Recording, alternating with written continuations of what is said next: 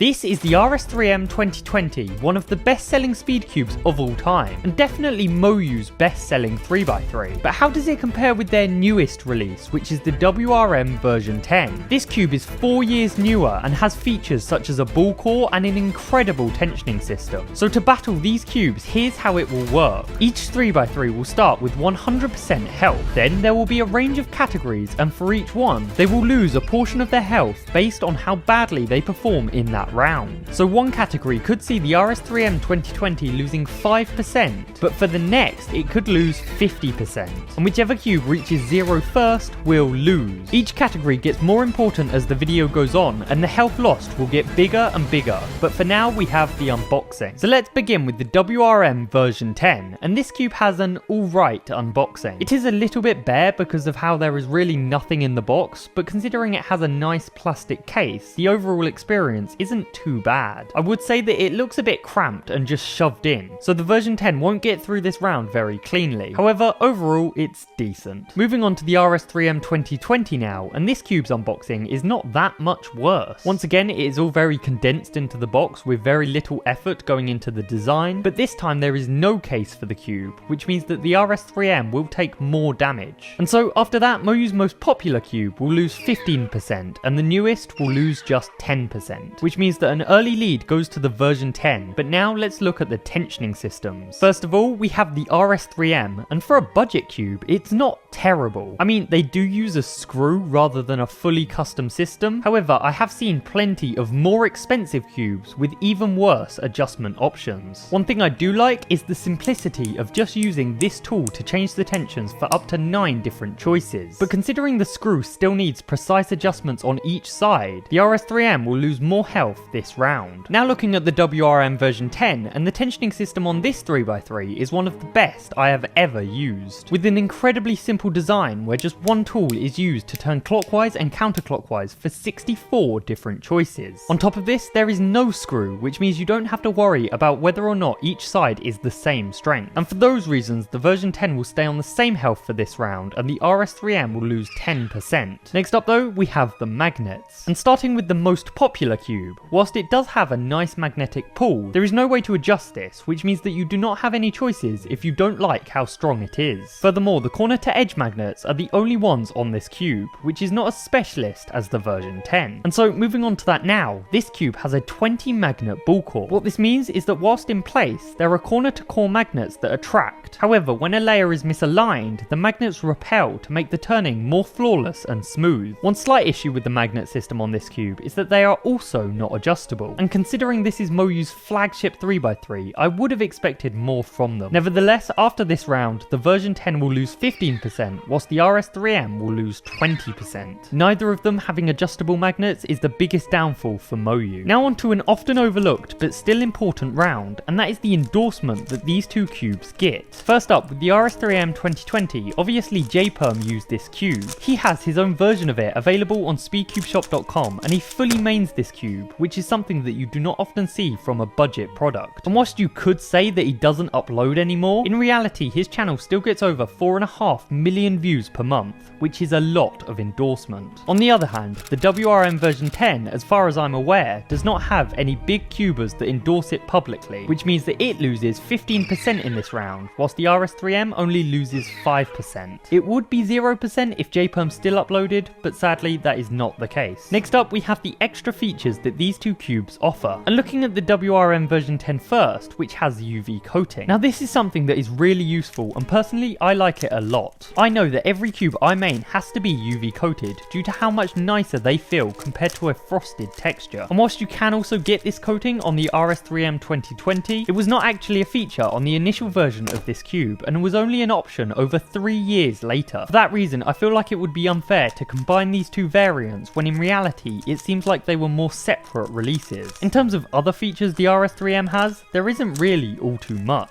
Comparing that to the version 10, and this cube has a couple of nice extras, including a different coloured tensioning system based on which model you buy, as well as the ball core that I mentioned earlier. However, these aren't the most incredible features, so it still loses 5%, whilst the RS3M loses 20%. And now onto arguably the biggest round, and that is the price. Obviously the RS3M will win here, but by how much? Well, it comes in at a great price of just over £7, which is super affordable, compared to the WRM version 10, which for the top model costs over £32, and that is more than 4 times the price. You can get both of them cheaper if you use discount code UKCuber for 5% off at speedcubeshop.com. However, if there's one thing that saves the RS3M in this battle, the price should be it. So I'm going to say that that cube will not lose any health in this round, whilst the WRM version 10 will lose a massive 40%. And now for the first time in this video, the version 10 has less health. But moving on, next we have the performance, and we will begin with the WRM. This cube has incredible performance. It focuses on a smooth and controllable style through the ball core, whilst also being fast with a frictionless design and the use of maglev. The adjustments it offers also allows any cuber to find the right settings for their style, and for me this is on the tighter end to have the maximum amount of stability. In terms of the corner cutting, this cube does not disappoint, as it can cut the smaller angles with ease, whilst making light work of some of the larger ones as well. At a certain point it does get more difficult, however the chances that anyone is cutting from these angles in a normal solve is highly unlikely. Furthermore, I really like how this flagship takes all of the issues from the predecessor to ensure that this version would be perfect, which includes more squared off corners to reduce the chance of twists. One issue that I do have with this cube is that it can occasionally lose its smoothness when you are on the final parts of a solve where muscle memory and fast turns is required. The result of this is that I often make annoying mistakes towards the end, which can take a time from being really good to a lot worse. And as every cuber knows, the worst time to get lockups or mess up is at the end, where you can currently feel how good of a solve you are on. But overall, the version 10 is pretty good, so I am saying it should lose just 10% in the performance round of this battle, and therefore it is very close to losing. Now moving over to the RS3M 2020, and this cube is also pretty decent. However, for the sake of this comparison, I'm going to have to ignore whether this is good value for money, as I covered the cost previously. Therefore, I am just going to talk about how it performs without considering the price. And it is no secret that this is not as good as the WRM. I mean, it is a lot older, leading to more issues with corner cutting and the overall smoothness of this 3x3. For me, I find that it is too blocky and it requires pretty accurate turning for you to reach full potential. One thing that I do like, however, is that it is a lot heavier than the WRM, which I prefer, as I feel like more recent cubes are getting way too light. Furthermore, I feel like the RS3M comes out of the box as sort of a blank canvas where you can make any changes you want through setting up the tensions and adding lube. This is one of the main reasons this cube has sold so much, because it is incredibly versatile when it comes to different people's preferences. Regardless of this, sadly, I'm going to say that the RS3M loses 30% in the performance round and therefore loses this battle. It is still great value, but just cannot compete with newer MoYu cubes. What do you think about these two 3x3s? Let me know which one you prefer in the comments. Make sure to subscribe if you enjoyed, and thank you very much for watching.